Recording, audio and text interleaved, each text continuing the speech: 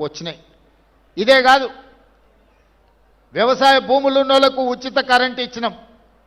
నేను పాదయాత్రకు పోయినప్పుడు పేదలు మా దగ్గరకు వచ్చారు.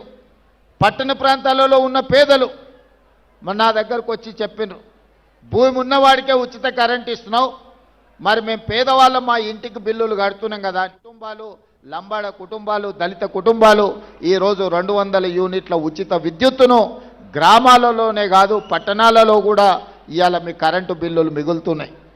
ఈరోజు ఈ విధంగా పేదలకు, ముఖ్యంగా మా ఆడపడుచులకు, గతంలో అమ్మగారింటికి వెళ్ళాలన్నా, అమ్మవారిని దర్శించుకోవాలన్నా ఇంటి ఆయనను లేకపోతే కన్న కొడుకు దగ్గర చేయి ఆపే పరిస్థితి.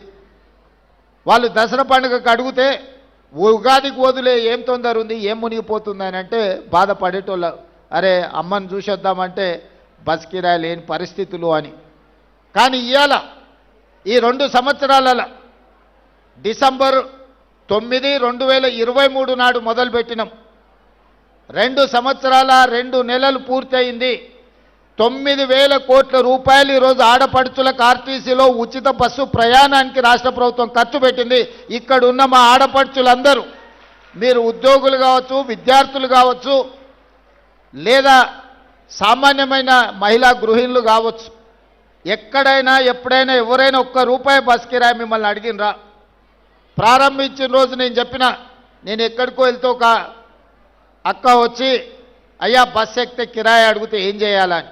ఏం లేదమ్మా, నా ఫోటో జేబులో పెట్టుకో, సూపి మా తమ్ముడు పట్నంలో ఉంటాడు, కిరాయి పైసలు ఆయన ఇస్తాడు తెచ్చుకోపో అని. ఏడ కూడా మీరు చెయ్యి అడ్డం పెట్టే బస్సు ఆపుతున్నారు, మీ దిగుతున్న కాడ దించుతున్నారు. ఇవాళ కొన్ని కోట్లాది ప్రయాణాలు మా ఆడపడుచులు ఈరోజు ఉచితంగా బస్సు ప్రయాణం చేస్తున్నారు. ఇదేగా స్వయం సహాయక సంఘాలతోటి ఈరోజు మీరు బస్సులో ఉచిత ప్రయాణమే కాదు, ఈ సంఘాలకు 1000 బస్సులు ఇచ్చి మీరే ఆర్టీసీకి బస్సులను పెట్టేటట్టు ఆర్టీసీ యజమానులను ఆడపడుచులను చేసినాము. సహాయక సంఘాలలో ఉన్న మహిళలకు ఈరోజు ఉపయోగం అయింది. సోలార్ బిజినెస్ అంటే, సోలార్ విద్యుత్ ఉత్పత్తి అంటే ఒకప్పుడు అదానీ అంబానీల గురించి చర్చించేది. ఈరోజు తెలంగాణలో ఉన్న ఆడపడుచులకు 1000 మెగావాట్ల సోలార్ విద్యుత్ ఉత్పత్తి చేసే వ్యాపారాన్ని ఈరోజు ఆడపడుచులకు అందించినాం. అందులో గిరిజనులకు ప్రధానంగా ప్రయోజనం జరిగింది.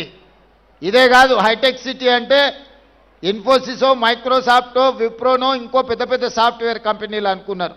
కానీ ఆ పక్కనే 3.5 ఎకరాలు 1000 కోట్ల రూపాయల విలువైన భూమి ఈరోజు మహిళా సంఘాలకిచ్చి ఇందిరా మహిళా శక్తి బజార్ అని చెప్పి ఈరోజు పెద్ద పెద్ద సంస్థలు అక్కడికి వచ్చి వాళ్ళు ఉత్పత్తి చేసే వస్తువులను కొనుక్కోవడానికి ఈరోజు మహిళలకు అందుబాటులోకి తీసుకొచ్చినాం. ఒకటొకటిగా పరిష్కరించుకుంటూ వస్తున్నాం. హాస్టళ్లలో ఆనాడు భోజనం ఏ విధంగా ఉండే, ఈరోజు 40% ఈరోజు మీకు ఛార్జెస్, మెస్ ఛార్జెస్ పెంచి కాస్మెటిక్ ఛార్జెస్ ఆనాడు ఎప్పుడు ఇచ్చేదో కూడా తెలీదు. ఇప్పుడు గ్రీన్ ఛానల్ చేసి 200% కాస్మెటిక్ ఛార్జెస్ 21 సంవత్సరాల తర్వాత ఈ ప్రభుత్వంలో పెంచి మా ఆడపడుచుల కాస్మెటిక్ ఛార్జెస్, మా పిల్లలకు చదువుకునే వాళ్లకు ఇంటి దగ్గర అమ్మను నాయనను అడగాల్సిన పని లేదు. సబ్బు కోసమో చిన్న చిన్న పౌడర్ కోసమో కూడా తల్లిదండ్రుల మీద ఆధారపడే పరిస్థితి ఉండే. అందుకే 200% కాస్మెటిక్ ఛార్జెస్ పెంచి ఈరోజు ఆడపిల్లల యొక్క ఆత్మ గౌరవాన్ని నిలబెట్టడానికి మన ప్రభుత్వం ప్రయత్నం చేస్తున్నది. ఇదే కాదు, చదువుకున్న పిల్లలు 2011లో గ్రూప్ 1 పరీక్షలు నిర్వహిస్తే 2024 వరకు 15 సంవత్సరాలు మళ్ళీ పరీక్షలు పెట్టలే. మనం వచ్చిన తర్వాతనే గ్రూప్ 1 నోటిఫికేషన్ ఇచ్చి, ఇప్పుడే మా రాములు నాయక్ చెప్తున్న మా మేనకోడలు డిఎస్పీ అయిందని.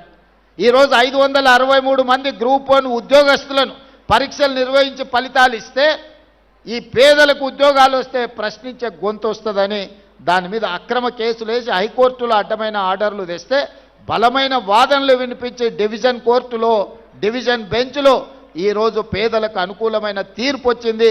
563 మంది గ్రూప్ 1 ఆఫీసర్లు ఇవాళ ఆర్డీఓలు, డిఎస్పీలుగా అత్యంత కీలకమైన ఉద్యోగాలు. నేను మొత్తం లిస్టు చూసిన, ఎస్సీ ఎస్టీ బీసీలకు మైనారిటీలకు ఎన్ని వచ్చినాయంటే 87% ఎస్సీ ఎస్టీ బీసీ మైనారిటీలు ఈ 563 మందిలో సెలెక్ట్ అయినరు. 87% ఈరోజు ఆ రిక్రూట్మెంట్స్తోని పేదలకు లాభం వచ్చింది. Group 2, group 3, group 4 teachers recruitment, doctors recruitment, nursing recruitment, ఈ విధంగా 70,000 ప్రభుత్వ ఉద్యోగాలు ఈ 2 సంవత్సరాలలో ఇచ్చినాం. దాదాపుగా 70,000ల్లో 85% పైగా ఎస్సీ ఎస్టీ బీసీ మైనారిటీలకు ప్రభుత్వ ఉద్యోగాలు ఇచ్చినాము. ఒక్కొక్కరి పేరు ఒక్కొక్క ఊరు వివరాలు ఇస్తా. ఎవరికైనా అనుమానం ఉంటే ఇక్కడున్న చదువుకున్న అధికారులతో పాటు ఎవరైనా నేను చెప్తున్న వివరాల మీద అనుమానం ఉంటే ప్రభుత్వం అధికారికంగా లెక్కలిస్తుంది. మీరు లెక్కబెట్టి చూడండి. ఈ ప్రభుత్వం పేదల కోసం పనిచేస్తుంది. ఈ ప్రభుత్వం పేదల అభివృద్ధి కోసం పనిచేస్తుంది.